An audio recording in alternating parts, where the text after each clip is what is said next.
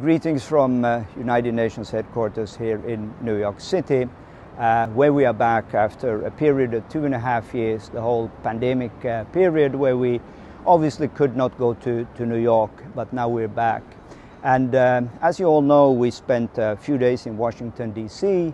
We had a meeting in the office of the new Special Envoy in combating anti-Semitism. And here in New York, we'll be meeting with UN ambassadors, but also taking part in very significant meetings and conferences organized by the large Jewish organizations in the United States.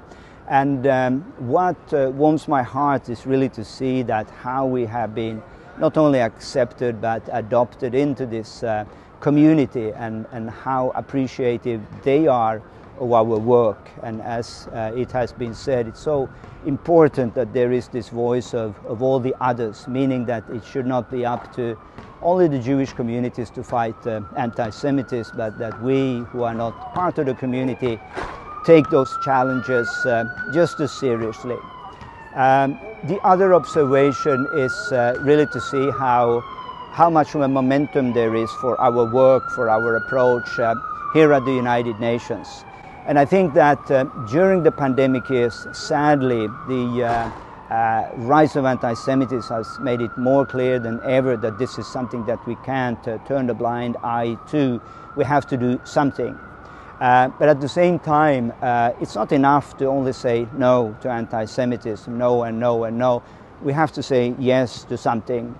And I think the approach that we have as Forum for Cultural Diplomacy, as a group of friends of the Jewish culture, to say yes to the Jewish life, yes to Jewish culture, to acknowledge and celebrate Jewish life in all its expressions around the world.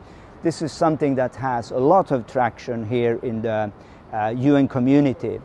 And therefore, we don't feel that any time has been lost.